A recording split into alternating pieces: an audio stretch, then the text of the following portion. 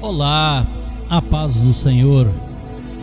Estou aqui para começar hoje uma série de ministrações sobre mordomia cristã e finanças.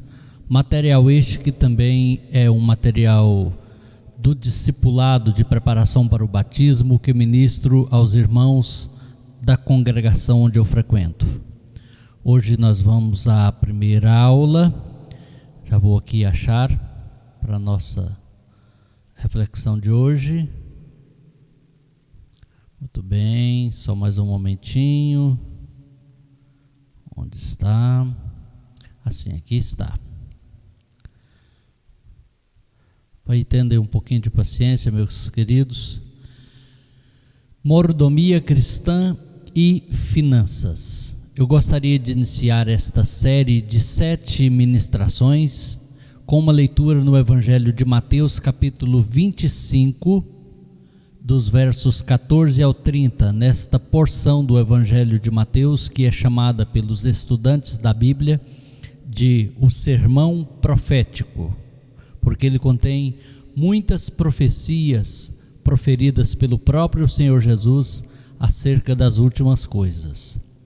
E a parábola dos talentos está inserida nesse contexto maior do sermão profético.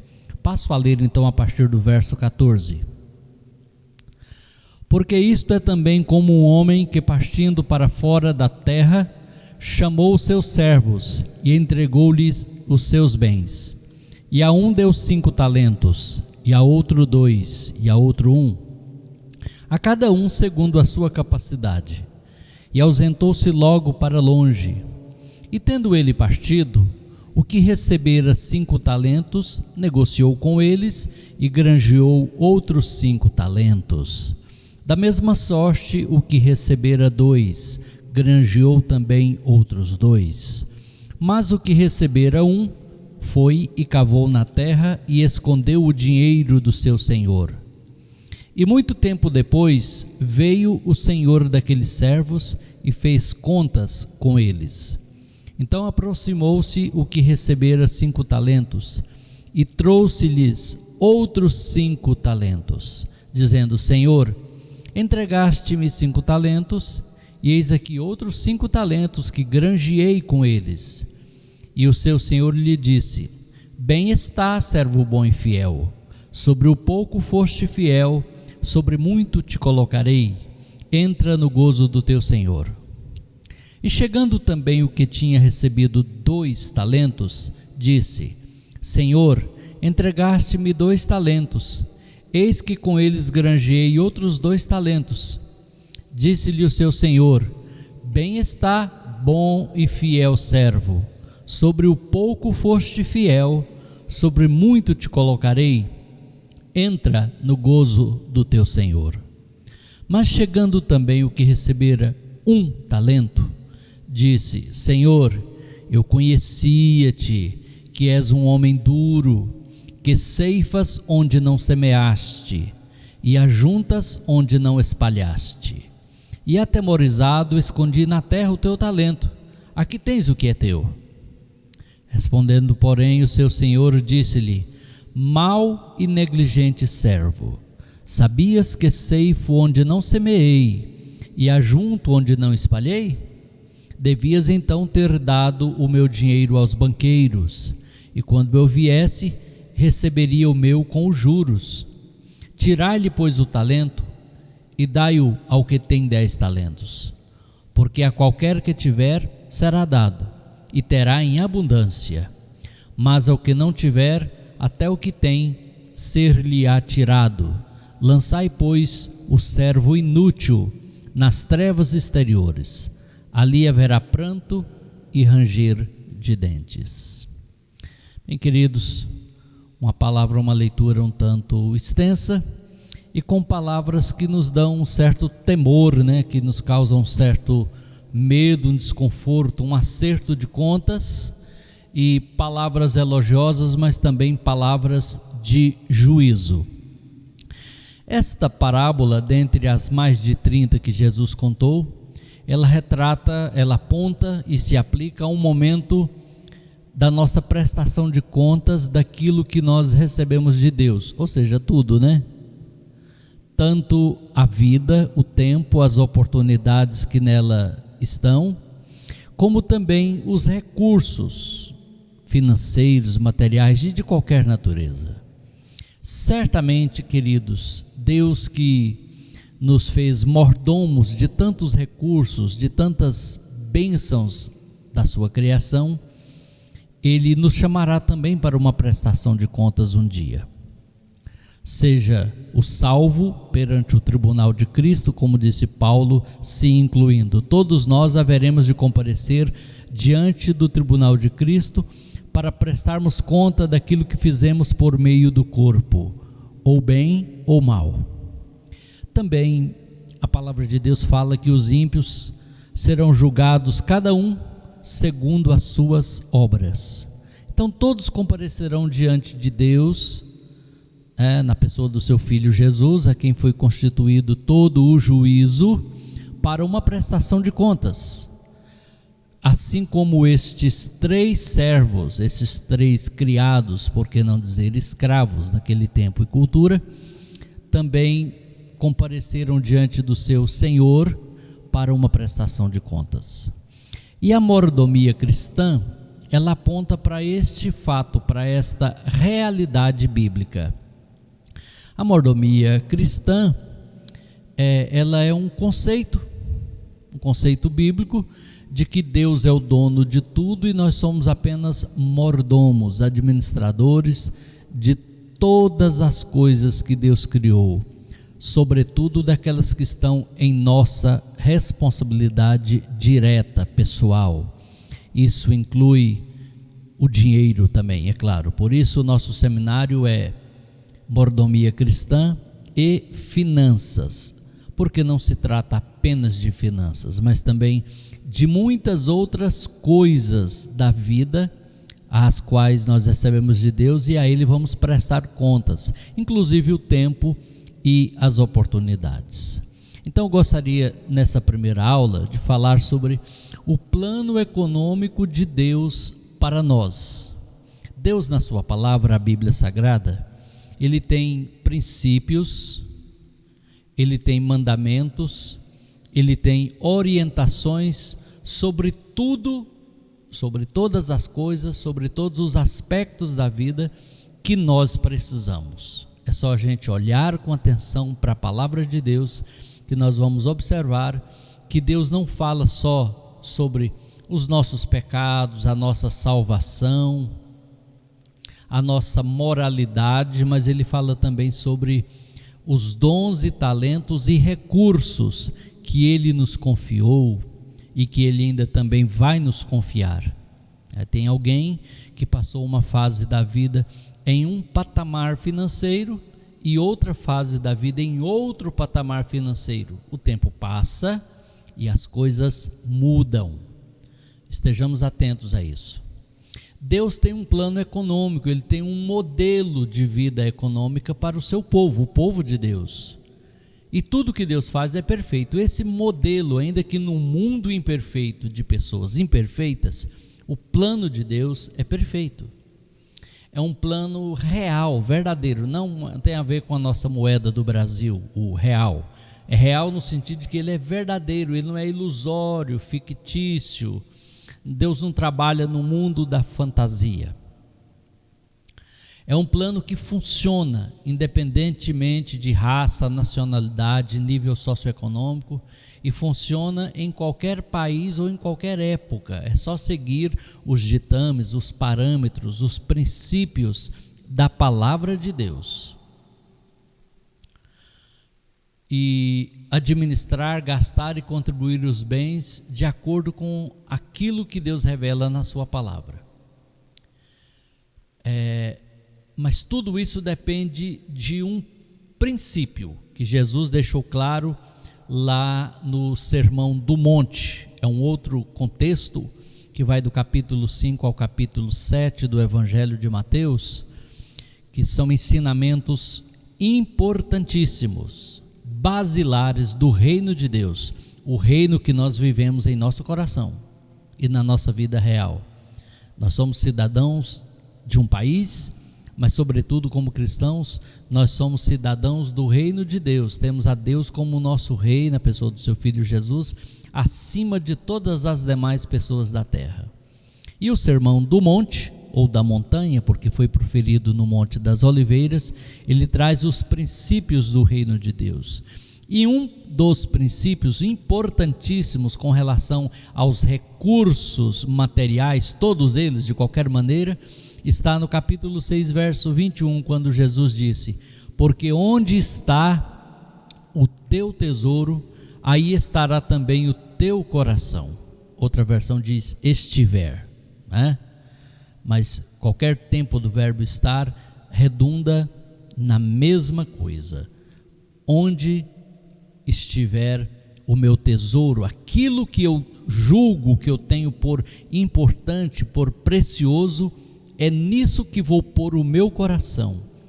E é isso que vai nortear os meus sentimentos, pensamentos, atitudes, vontades, decisões, escolhas. Se é o reino de Deus, obviamente, ali estará o meu coração. E é no reino de Deus que deve estar o nosso coração. A palavra de Deus chega a nos advertir: não ameis o mundo. O que é amar o mundo? É pôr o coração nas coisas materiais e também no sistema pecaminoso gerenciado pelo diabo através das paixões carnais de nós seres humanos. A Bíblia fala de liberdade financeira e fala também de escravidão. É claro, quando vamos falar de mordomia, nós vamos falar muito, queridos, da área financeira. Não tem como falar de mordomia sem falar da área financeira, porque o nosso sistema econômico mundial hoje, com raríssimas exceções de alguns poucos lugares do mundo, é um sistema capitalista, monetário, né, que a gente usa o dinheiro nas suas várias formas: papel, moeda, cartão de crédito, moedas virtuais e etc. Transações por meios eletrônicos. Mas o fato é o seguinte: tudo remete a uma questão financeira, né? E eu gostaria de ler o que está em Deuteronômio 11, 26 a 28, quando Deus preparava o povo de Israel para entrar na terra e deu-lhes uma diretriz muito importante quanto às decisões, às escolhas, porque o êxito ou o fracasso está nas escolhas. Eis que hoje eu ponho diante de vós a bênção e a maldição. A bênção, quando cumprirdes os mandamentos do Senhor vosso Deus, que hoje vos ordeno. A maldição, se não cumprirdes os mandamentos do Senhor vosso Deus, mas vos desviardes do caminho que hoje vos ordeno, para seguirdes outros deuses que não conhecestes. Observe aqui Deus falando de escolha. Escolha para a obediência, ou escolha para a desobediência. Obediência ou desobediência sempre é resultado de escolha. E a escolha, ela é nossa, ela é de nós seres humanos. A gente não pode passar a vida vitimizando e atribuindo tudo a Deus, ao diabo e aos outros. É claro que nós sofremos o mau resultado da escolha de outros sobre nós, sobretudo dos nossos governantes, dos nossos pais, do nosso próximo, enfim, que escolhe errado, e a sua escolha pode nos afetar. Sim, é verdade. Mas as escolhas que mais nos afetam na idade adulta são as nossas escolhas. Por isso Deus, ele fala aqui, olha, lembra. Olha o que diz Deuteronômio 8,18: antes te lembrarás do Senhor teu Deus. Estou no ponto 2 desta ministração. A escolha é nossa. Antes, quando? Antes. Essa expressão antes, ela traz o sentido de prioridade, de ao contrário de esquecer. Antes te lembrarás do Senhor teu Deus, porque Ele é o que te dá força para adquirires riquezas, para confirmar a sua aliança, que sob juramento prometeu a teus pais, como hoje se vê. Observe que aqui está mais uma vez enfatizando a importância de pôr o Senhor Deus, seus interesses, sua palavra, o seu senhorio como prioridade na vida, porque isso vai influenciar decisivamente as nossas escolhas, as nossas decisões. Deus, ele tem estabelecido princípios de administração de bens, mas nós cristãos só podemos experimentar paz nas nossas finanças quando o controle total é rendido, é entregue a Deus, observando os princípios da palavra de Deus para a vida financeira. Eu diria assim que nós nem temos problemas financeiros, nós temos falta de sabedoria para administrar o que Deus nos dá. E por isso, um mundo tão vasto, com a capacidade de produzir muito mais alimento do que a população mundial precisa, no entanto, uma parte da população mundial passa fome todos os dias. Por quê? Pela falta de sabedoria e de seguir os princípios da palavra de Deus. E um desses princípios é viver para Deus, para agradar a Deus. E vamos agora ao terceiro ponto desta ministração, para você que está seguindo o material aí em PDF, em Word, que é princípio da mordomia. A gente vai trabalhar muito essa palavra neste seminário, mordomia, no sentido bíblico da palavra, porque tem um sentido diferenciado, foi usado aí principalmente no começo da década de 90, quando o governo dizia que ia acabar com as mordomias. E as mordomias, naquele contexto, significava privilégios, né? Facilidades, principalmente do funcionalismo e de cargos públicos. Mas a mordomia que estamos falando aqui significa outra coisa. Vamos ao princípio de mordomia. Primeiro, princípio. O que é um princípio? É onde e como uma coisa começa. Aquele começo ali, ele nos mostra o sentido, a origem e o propósito daquilo que está surgindo.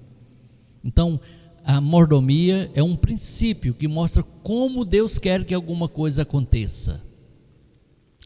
E mordomia, no sentido bíblico, é a compreensão de que tudo pertence ao Senhor Deus e que nós humanos somos apenas administradores e que prestaremos contas a Deus.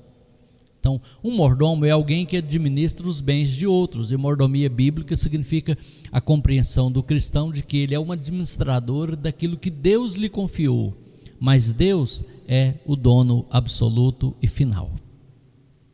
Vamos aos princípios de mordomia de Deus mostrados na palavra. Primeiro, Deus confia muito ou pouco em nossas mãos, segundo a sua vontade.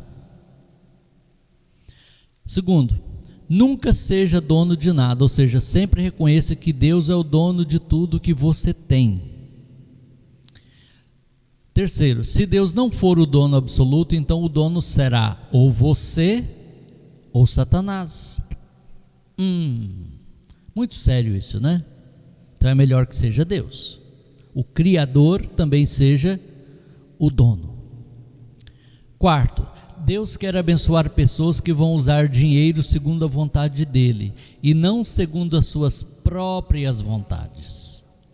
Olha quantos recursos são mal utilizados para proporcionar vaidades humanas, para satisfazer vaidades humanas e às vezes até para fazer mal à humanidade, para coisas desnecessárias, superficiais, que não são prioridade para as necessidades da humanidade. Todos esses recursos, uma vez aplicados para o bem-estar social, poderiam fazer uma enorme diferença. Imagine todo o dinheiro gasto nas guerras. Imagine todo o dinheiro desviado nos atos de corrupção, principalmente da administração pública, de todos os países, todas as nações. Tudo isso investido para o bem-estar social. Estamos falando numa escala gigantesca, mas trazendo para a nossa escala pessoal de vida. Imagine quanta coisa que a gente desperdiça ou mal utiliza. E Deus quer que nós usemos segundo a sua vontade. E na vontade de Deus, nada se perde. Lembra quando Jesus multiplicou os pães e os peixes? Ele mandou recolher as sobras e levantou-se 12 cestos cheios. Dava para tratar de muita gente ainda, para alimentar muitas pessoas. Também, Deus nunca força a sua vontade na vida de ninguém. Não força. A gente apanha, sofre pelos nossos erros e pensa que Deus está forçando. Não, Deus não está forçando. Ele mostra, ele diz: olha, eis que ponho diante de vocês a bênção e a maldição, a morte e a vida. Escolhe, pois, a vida, mas Deus não força. Tem gente que quer ser dirigido à força por Deus. Olha, o Senhor até pode nos corrigir, nos repreender, né? Mas se a pessoa não quiser obedecer e atender à vontade de Deus, ela não atenderá, e ponto. Não tem esse negócio de não veio pelo amor, vai vir pela dor. Isso é lei do karma, isso é espiritismo, não é cristianismo, não é evangelho, tá? Ainda mais, Deus somente exige aquilo que está dentro da nossa capacidade de realizar. Não se martirize, não se culpe, não fique se autodestruindo pela sensação de fracasso, de não ter realizado algo que você quis, mas que estava além da sua capacidade. Deus não exige isso de ninguém. Por exemplo, na parábola dos talentos, Deus não esperava que aquele que recebeu apenas um talento chegasse com 10 talentos granjeados para ele, porque ele não tinha muita capacidade, por isso ele recebeu só um. Mas o fato, e o senhor daquele servo, ele se aborreceu, foi porque ele tinha a capacidade de multiplicar aquele um para mais um, mas ele não fez. Ele preferiu enterrar o talento e devolver, depois de muito tempo, apenas o mesmo talento. Houve prejuízo do tempo e da oportunidade, tanto para ele em desenvolver-se pessoalmente, quanto para o seu senhor, de ter lucro, de ter ganho. Então, Deus só nos dá para realizar aquilo que está dentro da nossa capacidade. Ainda mais, Deus é o dono de tudo e tem o direito de pedir de volta quando quiser.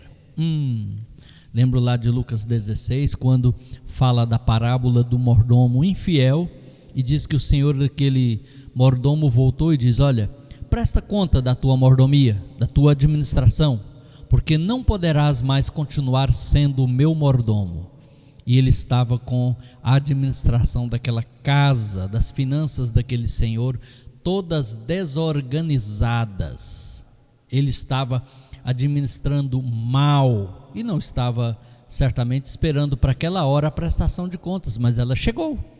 Assim também, a qualquer momento, eu ou você seremos chamados de alguma maneira para estar diante do Senhor, seja através da volta de Jesus para nos arrebatar, e a gente já vai para encontrar com eles, e já vamos com ele, Jesus, e já vamos para o tribunal de Cristo, onde as nossas obras, o nosso trabalho será julgado, ou seja também através da morte, quando cessa tudo e a gente já vai acordar na ressurreição do arrebatamento da igreja para subir ao encontro de Cristo com os que estiverem vivos.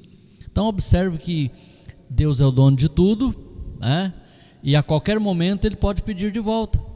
E Deus não aprova uma atitude de preguiça. Deus não ama atitude de preguiça. Também, Deus espera a multiplicação dos bens dele, um retorno no investimento dele, claro, segundo a habilidade, a capacidade de cada um de nós. E ainda mais, Deus não se agrada com uma simples atitude de manutenção. O Senhor me deu um talento, está aqui, eu mantive. Fiquei com medo e eu guardei ele, enterrei na terra, está aqui de volta o que é teu, o teu talento. Lembra que o Senhor da parábola dos talentos representa Deus, tipifica Deus. E ali o Senhor tipificado na parábola não gostou de receber apenas o mesmo talento que ele dera àquele homem que recebeu aquele servo. Ele queria mais. Deus espera mais de nós, porque Ele quer o nosso progresso, o nosso desenvolvimento, a nossa evolução nesse sentido correto da palavra, tá? O quarto tópico desta ministração, já estamos encaminhando para o final. Deus usa seu dinheiro. Deus não usa dinheiro dele, embora ele seja o dono de tudo. O dinheiro dele, o ouro e a prata dele, que ele diz, meu é o ouro e minha é a prata, está no bolso, no banco, no cofre, na carteira das pessoas. É assim que Deus trabalha. Não há outro modo. Ele não faz cair pó de ouro do céu para suprir uma necessidade, é sempre usando humanos para ajudar humanos, é usando os recursos que estão com os seres humanos para atender a outros seres humanos. Esse é o modo de Deus.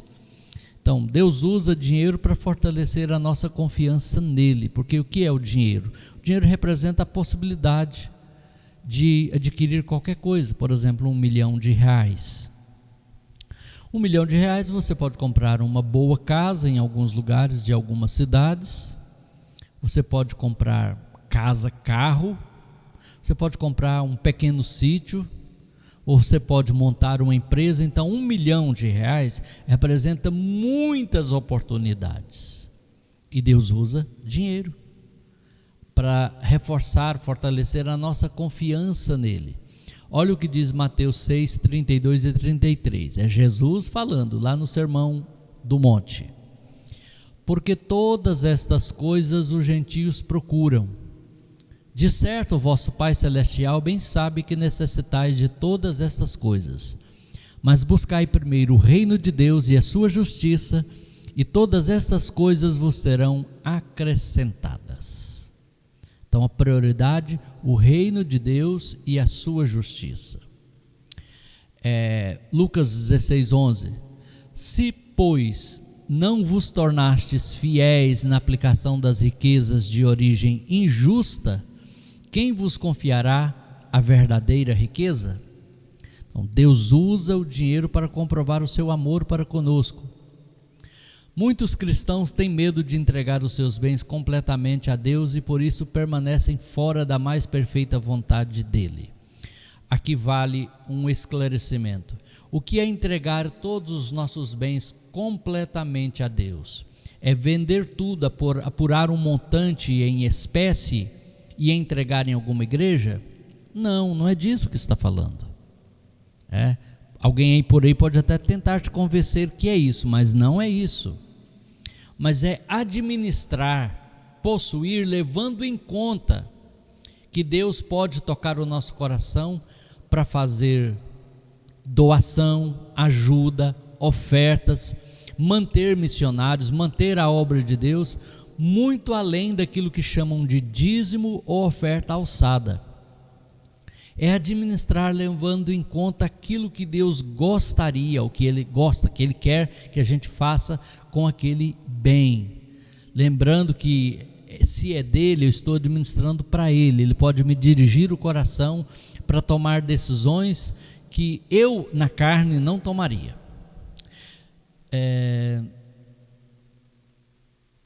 Jesus disse lá em Mateus 7,11 ou é Lucas 7,11? Ora, se vós que sois maus sabeis dar boas dádivas aos vossos filhos, quanto mais vosso Pai que está nos céus dará boas coisas aos que lhe pedirem. Então Deus usa o dinheiro para demonstrar seu poder e controle sobre este mundo. Não é também assim que Satanás quer demonstrar controle sobre a humanidade, sobre o mundo? Não é através do modelo, do domínio econômico, então nós temos que escolher se nós vamos nos colocar no senhorio de Satanás, no domínio, na escravidão de Satanás na área financeira, ou debaixo do senhorio de Cristo. Ele confia mais e mais nas mãos dos mordomos que se mostram fiéis. Lembra que quando alguém foi fiel, sempre teve mais. José do Egito, por exemplo, né? Deus prosperou grandemente, né? Na casa de Potifar, tudo ia num progresso acelerado na administração de José. Quando José finalmente foi colocado como administrador do Egito, a primeira pessoa depois do faraó, diz lá em Gênesis 47:14: então José arrecadou todo o dinheiro que se achou na terra do Egito e na terra de Canaã, pelo cereal que compravam, e o recolheu à casa de Faraó. Ou seja, todo o dinheiro do Egito, que era a potência mundial daquela época, e também de Canaã, José arrecadou. Sabe o que é isso? Uma prosperidade na administração daquele homem, aquele homem que escolheu o caminho da obediência, que não escolheu o caminho da vingança, vingando a seus irmãos pelo mal que lhe fizeram, que não escolheu o caminho da corrupção, do adultério com a mulher de Potifar, escolheu o caminho da obediência, que não se vingou do padeiro e do copeiro, né? Porque ele foi injustiçado, não lembrou dele. Mas José, que tinha um espírito excelente, como o próprio faraó vai reconhecer, ele chegou a juntar todo o dinheiro do Egito. Depois diz lá no verso 16, Gênesis 47: se vos falta o dinheiro, trazei o vosso gado, em troca do vosso gado eu vos suprirei. Aí José vai e comprou todo o gado do Egito. Para quem? Para o governo do Egito, para o faraó. Gênesis 47:20: comprou José toda a terra do Egito para Faraó, porque os egípcios venderam cada um seu campo. Gente, você prestou atenção nisso, queridos? Ele ajuntou todo o dinheiro, comprou todo o gado e depois comprou toda a terra. Parece que está virando um estado comunista, totalitário, onde o governo é dono de tudo, mas ó, que na verdade isso foi um projeto para suprir o país, a nação, para o tempo da fome, da seca que estava para vir. Gênesis 47, 23 e 24: eis que hoje vos comprei a vós outros e a vossa terra para Faraó. Aí tendes sementes, semeai a terra, das colheitas dareis o quinto a Faraó, e as 4 partes serão vossas, para a semente do campo e para vosso mantimento e dos que estão em vossas casas, e para que comam as vossas crianças. Alugou os terrenos para os próprios egípcios e ganhou mais dinheiro ainda para Faraó. Tinha razão do Faraó não querê-lo fora, né, daquela administração. O Faraó disse: olha, só eu estou acima de você em toda a terra do Egito, eu lá no trono e você na administração. Então observe, queridos, que José é um exemplo de como o modelo econômico de Deus pode dar certo na vida de uma pessoa.